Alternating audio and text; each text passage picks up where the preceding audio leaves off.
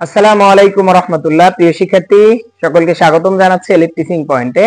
আজকে আমরা রসায়নের সবচেয়ে গুরুত্বপূর্ণ একটি অধ্যায়, চতুর্থ অধ্যায় পর্যায় সারণী পিরিয়ডিক টেবল যে অধ্যায়টি রয়েছে, এই অধ্যায়ের সবচেয়ে গুরুত্বপূর্ণ অংশ হচ্ছে ইলেকট্রন বিন্যাস। অর্থাৎ তুমি পর্যায় সারণী থেকে সিকিউ এর আনসার করতে হলে, এমসিকিউ এর আনসার করতে হলে অবশ্যই তোমাকে ইলেকট্রন বিন্যাস পারতে হবে।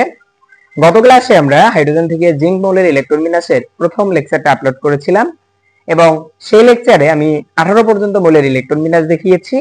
আজকে 19 থেকে 30 নম্বর মৌলের অর্থাৎ পটাশিয়াম থেকে জিঙ্ক মৌলের ইলেকট্রন বিন্যাস কিভাবে করা যায় আমরা সেটা নিয়ে আলোচনা করব। চলো শুরু করা যাক। পারমাণবিক সংখ্যা 19 থেকে 30 পর্যন্ত ইলেকট্রন বিন্যাসের ক্ষেত্রে ইলেকট্রন 3d তে আগে না গিয়ে 4s এ যাবে। এটা হচ্ছে তৃতীয় চ্যাপ্টারের একটা বর্ণনা রয়েছে যে আউটবাউ নীতি, ওটা আমরা থার্ড চ্যাপ্টারে আরো ডিটেইলস পড়াবো। আউটবাউ নীতি হচ্ছে ইলেকট্রন প্রথমে সর্বনিম্ন শক্তির অরবিটালে প্রবেশ করে এবং পরে উচ্চ শক্তির অরবিটালে প্রবেশ করে। কোনটি নিম্ন এবং কোনটি উচ্চ শক্তির অরবিটাল তা n+l এর মান থেকে জানা যায়। যার n+l এর মান বেশি সেটি উচ্চ শক্তির অরবিটাল এবং যার n+l এর মান কম সেটি নিম্ন শক্তির অরবিটাল। ইলেকট্রন আগে নিম্ন শক্তির অরবিটালে প্রবেশ করে, তোমরা এটা জানো। তাহলে আমরা যদি একটু 3d এবং 4s এর ক্ষেত্রে চিন্তা করি, 3d এর ক্ষেত্রে n এর ভ্যালু হচ্ছে 3, l এর ভ্যালু কত spd 0 1 2। আমাদের ক্ষেত্রে আমাদের মনে রাখতে হবে যে spdf, l এর ভ্যালুগুলা হচ্ছে 0, p এর ক্ষেত্রে 1, d এর ক্ষেত্রে 2 আর f এর ক্ষেত্রে হচ্ছে 3। তাহলে l এর মান d এর জন্য 2, অতএব আমরা যদি n+l এর ভ্যালু বের করি 3 + 2 which is 5। অপরদিকে 4s এর ক্ষেত্রে n এর ভ্যালু 4, l এর ভ্যালু কত s এর জন্য 0, অতএব n+l এর মান হচ্ছে 4 + 0, তাহলে 4 + 0 which is 4। তাহলে n+l এর মান 3d এবং 4s এর মধ্যে কার n+l এর মান বেশি? n+l এর মান বেশি হচ্ছে 3d এর। এই জন্য 3d অরবিটাল এটা উচ্চ শক্তির অরবিটাল, এটা উচ্চ শক্তির অরবিটাল এবং 4s হচ্ছে নিম্ন শক্তির অরবিটাল। 4s কি? 4s নিম্ন শক্তির অরবিটাল। আর আউটবাউ নীতি আমাদেরকে বলছে যে ইলেকট্রন প্রথমে নিম্ন শক্তির অরবিটালে যাবে এবং পরবর্তীতে উচ্চ শক্তির অরবিটালে যাবে। এজন্য আগে যাবে 3d তে, আগে যাবে 4s এ, এরপরে যাবে 3d তে। আমরা এবার যদি ইলেকট্রন বিন্যাসে চলে যাই, আশা করি তোমরা এটা বুঝতে পেরেছো। আমরা এবার যদি ইলেকট্রন বিন্যাস দেখি, ইলেকট্রন বিন্যাসের ক্ষেত্রে আমরা কি দেখতে পাই?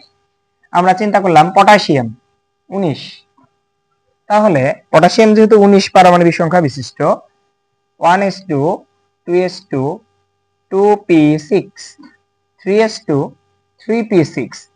গত ক্লাসে আমরা এই পর্যন্ত দেখিয়েছিলাম যে 3p তে সর্বোচ্চ p তে 6টা ইলেকট্রন দিতে পারে। তাহলে পটাশিয়ামের অলরেডি 18টা ইলেকট্রন দেওয়া শেষ।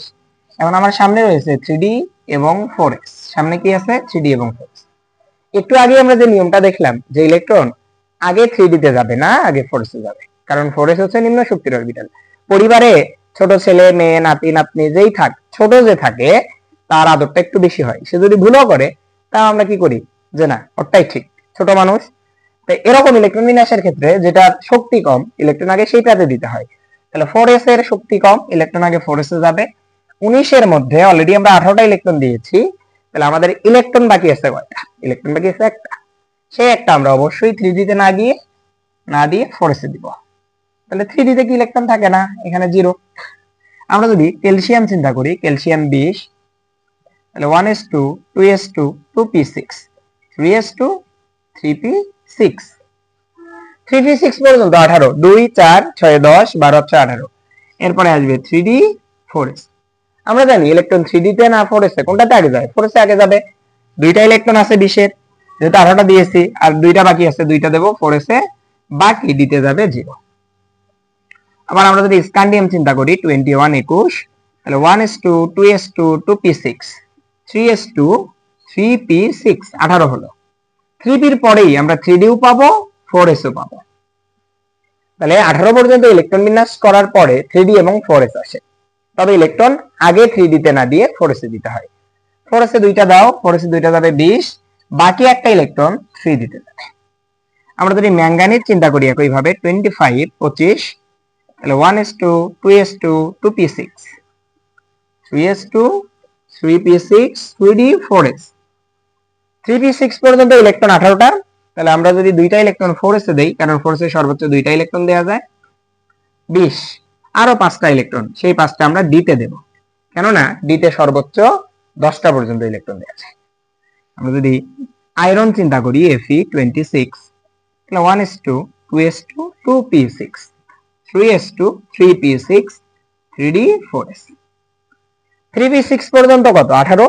3p6 পর্যন্ত যদি 18 হয় তাহলে 4s এ আগে দুইটা দাও 20 এবং বাকি 6টা যাবে 3d6। একই ভাবে তোমরা যদি কোবাল্ট চিন্তা করো 27, তাহলে 1s2 2s2 2p6 3s2 3p6 18 3d 4s 4s এ দুইটা দাও 20 এবং বাকি 7টা ইলেকট্রন আমরা দিতে দেব। আমরা যদি জিঙ্ক চিন্তা করি 30 তাহলে কি হবে? 1s2 2s2 2p6 3s2 3p6 3d 4s 4s এ দুইটা দাও 20 এবং বাকি যে 10টা ইলেকট্রন, এই 10টা ইলেকট্রন যাবে কোথায়? ডি তে, কারণ ডি তে সর্বোচ্চ 10টা ইলেকট্রন দেওয়া যায় আর জিঙ্ক মৌলের ইলেকট্রন বিন্যাসের ক্ষেত্রে ডি অরবিটালে 10টা ইলেকট্রনই যাবে। আশা করি তোমরা বুঝতে পেরেছো। এবার আসো, এই যে মৌলগুলোর ইলেকট্রন বিন্যাস আমরা করলাম, এই ইলেকট্রন বিন্যাসের মধ্যে প্রথম 30টি মৌলের মধ্যে দুটি মৌল ব্যতিক্রমধর্মী ইলেকট্রন বিন্যাস প্রদর্শন করে, সেটা হচ্ছে কপার এবং ক্রোমিয়াম। চলো আমরা যদি কপারের ইলেকট্রন বিন্যাসটা দেখি, ক্রোমিয়ামের ইলেকট্রন বিন্যাস দেখি। তার আগে তোমরা একটা লাইন মনে রাখবা যে কখনো যদি ডি এবং পি অরবিটাল কখনো যদি ডি এবং পি অরবিটাল, এটা একটু আমরা পরেই লিখি, কখনো যদি ডি এবং পি অরবিটাল অর্ধপূর্ণ হয়, অর্ধপূর্ণ মানে কি? অর্ধপূর্ণ মানে ডি তে 5টা অথবা পি তে 6টার মধ্যে মোট 6টা যায় 3টা, অথবা সম্পূর্ণ পূর্ণ হয় অর্থাৎ ডি তে 10টা আর পি তে হচ্ছে 6টা, এইরকম ইলেকট্রন বিন্যাসটা সুস্থিত হয়। তাহলে আমরা মনে রাখবো যে ইলেকট্রন বিন্যাসের ক্ষেত্রে যদি দেখা যায় যে ডি তে পূর্ণাঙ্গ ইলেকট্রন রয়েছে, অর্থাৎ ডি অরবিটালে 10টার মধ্যে 10টা ইলেকট্রন অথবা পি অরবিটালে 6টার মধ্যে 6টা ইলেকট্রন, এবং অর্ধপূর্ণ হতে পারে ডি তে 5 অথবা পি তে 3, তাহলে সেই ইলেকট্রন বিন্যাসটা সুস্থিত হয়, অর্থাৎ ইলেকট্রন বিন্যাসটা সুস্থিতিশীল কাঠামো লাভ করে। তাহলে আমরা যদি একটু তাকাই ক্রোমিয়ামের ক্ষেত্রে, ক্রোমিয়ামের স্বাভাবিক ইলেকট্রন বিন্যাস হওয়ার কথা 1s2 2s2 2p6 3s2 3p6 18 3d 4s 4s এ দুইটা যায় 20 আর বাকি 4টা 3d তে। অনেকে বলবে স্যার এটা তো ভুল হলো। হ্যাঁ, এইটা হলো স্বাভাবিক নিয়মের ইলেকট্রন বিন্যাস, এটা হলো স্বাভাবিক নিয়ম। স্বাভাবিক নিয়ম অনুসারে 4s এ দুইটা ইলেকট্রন যাওয়ার কথা, বাকি 4টা 3d তে যাওয়ার কথা। কিন্তু আমরা যদি একটু তাকাই যে ক্রোমিয়ামের ক্ষেত্রে ডি অরবিটালে 4টা ইলেকট্রন বিদ্যমান, আর একটা হলে বলতো অর্ধপূর্ণ হয় না ডি অরবিটাল? যেহেতু অর্ধপূর্ণ হতে হবে D5 অথবা D10, তাহলে অর্ধপূর্ণ হওয়ার জন্য 4s থেকে একটা ইলেকট্রন 3d তে যায়। 4s থেকে একটা ইলেকট্রন কোথায় যাবে? 3d তে। তাহলে সঠিক ইলেকট্রন বিন্যাস কোনটা হবে? 1s2 2s2 2p6 3s2 3p6 3d 4s 4s থেকে একটা ইলেকট্রন 3d তে যাবে, তাহলে 3d হবে 5 এবং 4s হবে 1। এটা হচ্ছে সঠিক ইলেকট্রন বিন্যাস, এটা হচ্ছে সঠিক ইলেকট্রন বিন্যাস। তাহলে আমরা মনে রাখবো ক্রোমিয়ামের ক্ষেত্রে যে স্বাভাবিক নিয়মে 4s এ দুইটা ইলেকট্রন, d তে 4টা ইলেকট্রন যাওয়ার কথা, কিন্তু d অরবিটাল অর্ধপূর্ণ হওয়ার জন্য 4s থেকে একটা ইলেকট্রন লাফ দিয়ে 4s থেকে একটা ইলেকট্রন কোথায় যাবে? 3d তে প্রবেশ করবে। তোমরা যদি এবার কপার চিন্তা করো, copper 29 1s2 2s2 2p6 3s2 3p6 3d 4s 4s এ দুইটা, এখানে 9টা। এটা স্বাভাবিক ইলেকট্রন বিন্যাস। এটা কি ইলেকট্রন বিন্যাস? এটা স্বাভাবিক ইলেকট্রন বিন্যাস। কিন্তু এবার ডি তে কি 10টা হওয়ার একটা সম্ভাবনা আছে না? 4s থেকে একটা ইলেকট্রন যদি ডি তে যায়, তাহলে ডি অরবিটালটা সম্পূর্ণ পূর্ণ হবে। আর কোন ডি অরবিটাল যদি 10টার মধ্যে 10টা ইলেকট্রন থাকে, তাহলে সেই ইলেকট্রন বিন্যাসটা সুস্থিত হয়। তাহলে সুস্থিত হওয়ার জন্য কপারের ইলেকট্রন বিন্যাসটা দাঁড়াবে এরকম 1s2 2s2 2p6 3s2 3p6 3d 4s এ দুইটা ছিল, একটা ইলেকট্রন 3d তে যাবে, তাহলে 9 এর জায়গায় হবে 10 এবং 4s এ হবে একটা ইলেকট্রন বিন্যাস, 4s এ একটা ইলেকট্রন, এটাই হচ্ছে সঠিক ইলেকট্রন বিন্যাস। তাহলে প্রিয় শিক্ষার্থীরা, আমরা মনে রাখবো 18 থেকে, অর্থাৎ পারমাণবিক সংখ্যা যদি কত হয়, পারমাণবিক সংখ্যা যদি 19 থেকে 30 হয়, সেই ক্ষেত্রে আমরা 3d অরবিটাল পাবো এবং 4s অরবিটাল পাবো। ইলেকট্রন 3d তে না গিয়ে আগে 4s এ যাবে, কারণ 4s হচ্ছে নিম্ন শক্তির অরবিটাল। আমরা আউবাউ নীতি অনুসারে জানি ইলেকট্রন প্রথমে নিম্ন শক্তির অরবিটালে প্রবেশ করে। এরপরে 4s অরবিটাল পূর্ণ হওয়ার পরে কোন ইলেকট্রন যদি বাকি থাকে সেই ইলেকট্রনগুলো 3d অরবিটালে যাবে। যেমন এখানে আমরা যদি স্ক্যান্ডিয়াম চিন্তা করি, 4s এ দুইটা ইলেকট্রন দেওয়ার পরে 20টা ইলেকট্রন হয় মোট, আর বাকি একটা ইলেকট্রন 3d তে যায়। ম্যাঙ্গানিজের 4s এ দুইটা ইলেকট্রন দেওয়ার পরে বাকি 5টা ইলেকট্রন 3d তে যায়।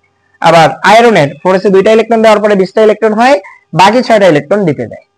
তো একইভাবে জিঙ্কের দুইটা ইলেকট্রন আমরা যখন 4s এ দেই, তাহলে বাকি 10টা ইলেকট্রন 3d তে প্রবেশ করে। ক্রোমিয়াম এবং কপারের ক্ষেত্রে একই রকম হওয়ার কথা ছিল, কিন্তু এই দুইটা মৌল ব্যতিক্রমশীল ইলেকট্রন বিন্যাস প্রদর্শন করে। স্বাভাবিক নিয়মে ক্রোমিয়ামের সর্বশেষ 4s অরবিটালে যদি আমরা দুইটা ইলেকট্রন দেই, তাহলে 3d তে ইলেকট্রন যাওয়ার কথা 4টা, কিন্তু 3d অরবিটাল সুস্থিত হওয়ার জন্য 4s থেকে একটা ইলেকট্রন 3d তে যাবে।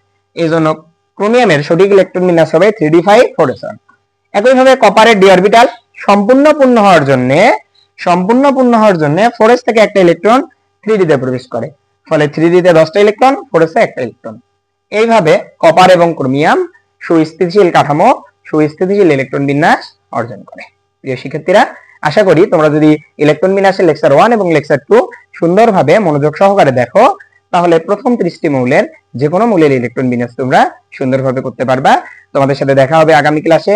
পর্যায় সারণীর গুরুত্বপূর্ণ আর কোন কোন বিষয় রয়েছে, তোমরা এই ক্লাসগুলো করার পর তোমরা কতটুকু উপকৃত হচ্ছে অবশ্যই কমেন্টে জানাবে।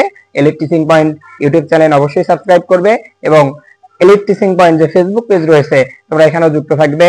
তোমাদের যে কঠিন কঠিন বিষয় রয়েছে ফিজিক্স, কেমিস্ট্রি, বাংলা ব্যাকরণের, এগুলো সহজবোধ্য করে তোলার মাধ্যমে, তোমাদেরকে সামনের দিকে এগিয়ে দেওয়ার মাধ্যমে এলিট টিচিং পয়েন্ট সর্বক্ষণ তোমাদের সঙ্গে থাকবে ইনশাআল্লাহ। সকলে ভালো থাকবে, সুস্থ থাকবে। আসসালামু আলাইকুম ওয়া রাহমাতুল্লাহি ওয়া বারাকাতুহু।